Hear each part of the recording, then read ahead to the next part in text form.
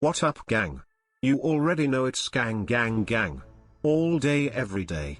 But today we are heading to Iraq to talk about Uday Hussein, the playboy, murderer, and sadist extraordinaire. Saddam's elder son left no shortage of people with horror stories to tell in his wake.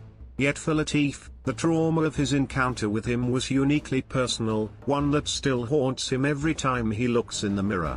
For back in 1987, after noticing his striking likeness to Saddam's son, Iraq's Secret Service picked him to be Uday's fide, or body double, a job that involved becoming the living, breathing copy of the nation's greatest state figure. Being the stand-in man on any occasion where Uday feared one of his many enemies might assassinate him was just one of Latif's occupational hazards. Far worse was the window it gave him into the ruling family's inner circle, attending Uday's debauched parties, mixing with his entourage of pimps and thugs, and looking on as his doppelganger rampaged with impunity.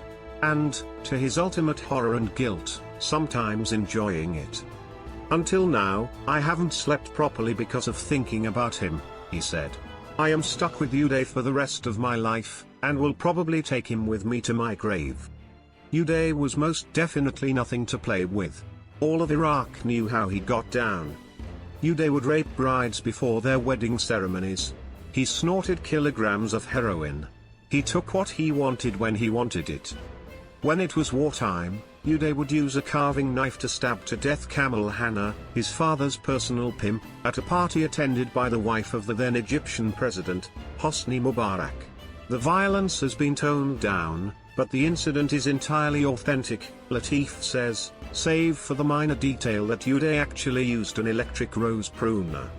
Uday ran the Iraqi Olympic Committee, the only one with its own jail, where athletes who performed badly would be tortured using increasingly elaborate methods Uday found on the internet.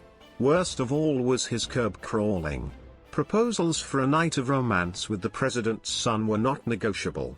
Dozens of girls would be paraded before him at the Baghdad Boat Club every night, and most ended up in his bedroom.